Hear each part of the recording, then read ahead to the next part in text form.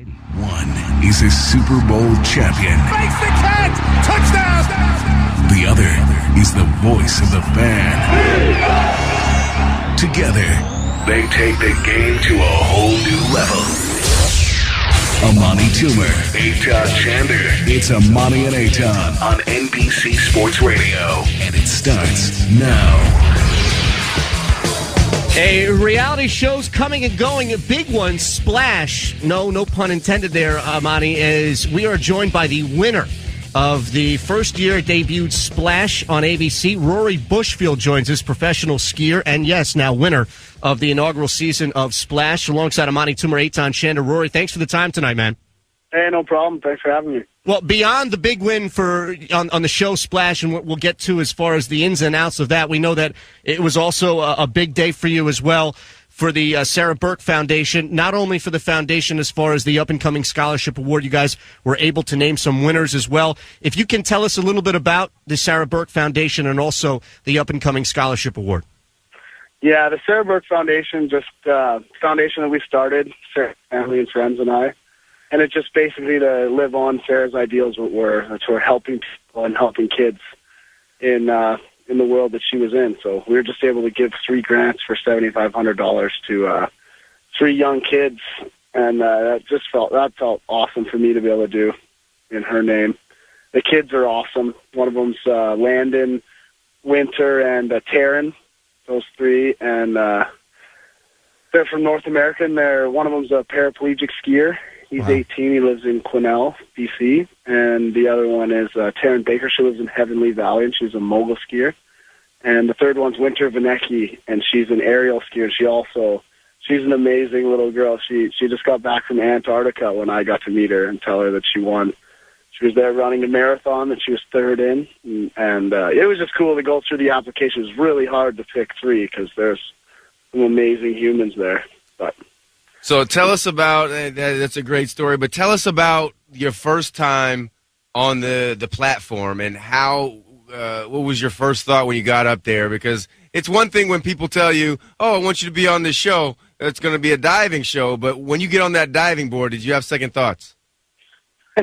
Well, not really. I mean, my whole life I've jumped off of things.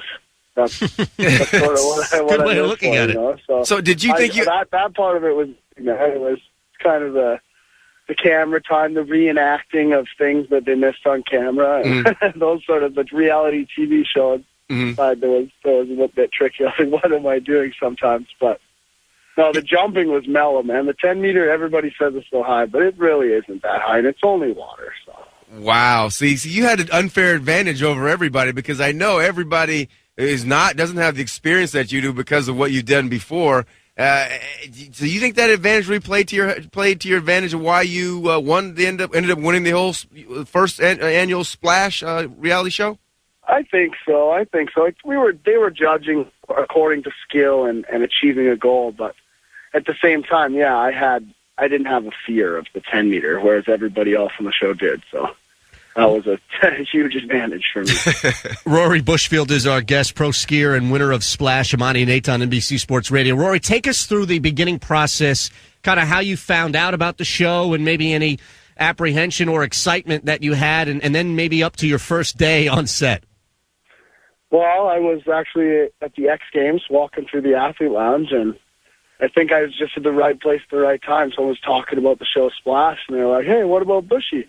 That's my nickname, Bushy. And actually, they're like, you want to do Splash? I was like, oh, okay.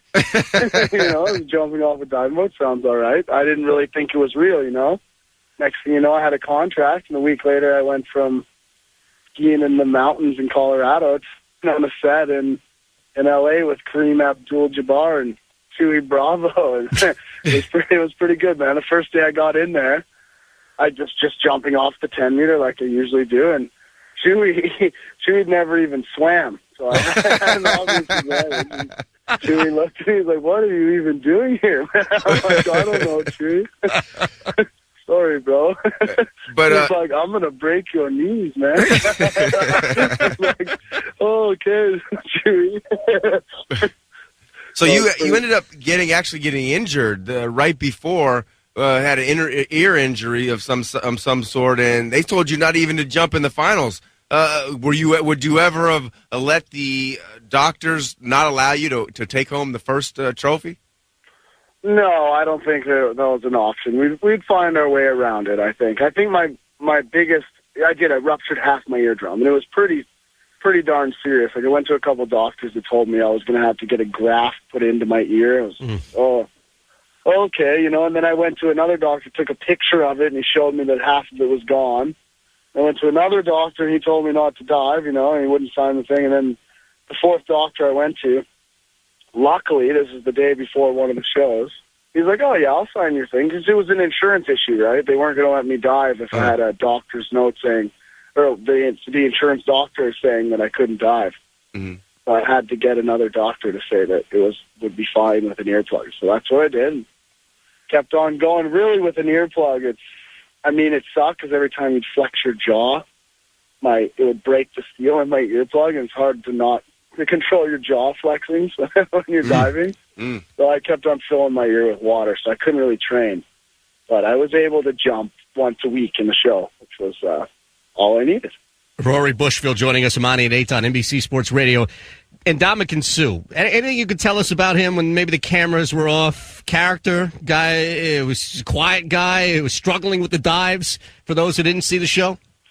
Dominican was an amazing athlete, that guy. He was so, for his size, he's like amazingly flexible and fit, you know, and I thought he did a really good job of diving. He did a couple super technical. That inward dive he did, like, he had never done that before in his life. And I don't know, he kind of had an image of being like a hard football player, but he was super nice, man. I've seen him messing around in the hair tent and cracking jokes. It was awesome to get a chance to hang with that guy. Can't wait to see him play some football. So, Roy, did you ever think you'd actually get injured doing diving? I mean, you've been going off of mountains and all kinds of stuff, and now going into some water, like you said, you ended up doing your ear. How did that happen? And take us through that. Yeah, it was just I landed directly on my eardrum on the 3-meter diving board. And just I was rotating and spinning. I was going to my face, and instead of going to my face, I was turned my head. Natural reaction, but not a smart one if you're not wearing earplugs, because all it was just like, and it's been ringing like that ever since. But now it's holding pressure finally. When I go up and down in an airplane or on a hill, it holds pressure. So that's good. What about this show that we didn't see? What was the reality aspect of it? You know, like a Big Brother or these other shows that you see, Survivor, where there's a lot of the interaction and the teams and things like that. But for maybe people who aren't familiar with the show, was there a lot of interaction with you guys off the camera that fueled this reality show? I think there was, yeah. Every day we were together training at the pool. There was only so many cameras. It was almost like you'd hide from them sometimes. I'd try to have a conversation with Kareem off camera, you know, every chance I could, because it's Kareem Abdul-Jabbar. I was trying to take in every word that he said to me. The guy's like a basketball god, man, and I got to hang with Bruce Lee, so I think he had I tried to take some wisdom from Kareem. Yeah. Hey, what about T.O.? Wasn't T.O. there too for a little while? For what happened to him? T.O.? Yeah. No, I don't think so, unless I'm really. Because I remember him doing some show like that, and then I guess his version of the show didn't really work out. I don't think he was on Splash. No, he wasn't? Maybe he didn't make it was like one of these, you know, like American Idol, Rory, where they go to different places, the first preliminaries. Maybe T.O. didn't make it out. I have no idea how it happened there.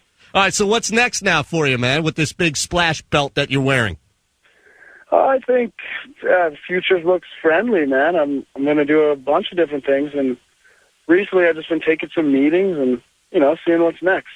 So you're going to Sochi and you're going to compete in the Winter Olympics, right?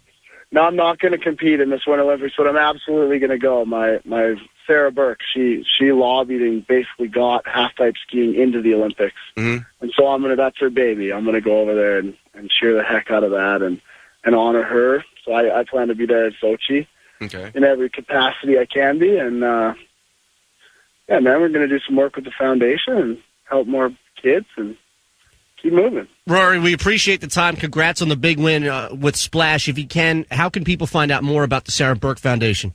They can go to the website, sarahburkefoundation.com, and they can discover what's on there, and they can donate if they want. They can also buy a Sarah sticker. Pretty popular worldwide. People have been ordering stickers from Africa to Japan to Russia, all over the world. They've been ordering stickers. They're pretty cool. I see them everywhere. The Celebrate Sarah sticker, which is pretty cool for me to see. The reach that she had was unbelievable. I always thought she was exceptional, but she keeps proving to me how exceptional she really was.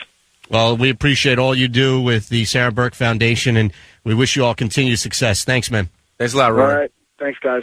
Our thanks to Rory Bushfield. It is Amani and Eytan, NBC Sports Radio, NBCSportsRadio.com, the NBC Sports Radio app on your smartphone and tablet. Chris Bosh, has he shown enough for you? Can the Chicago Bulls even keep it close moving forward? The Miami Heat. All that next. Amani and Eytan, NBC Sports Radio.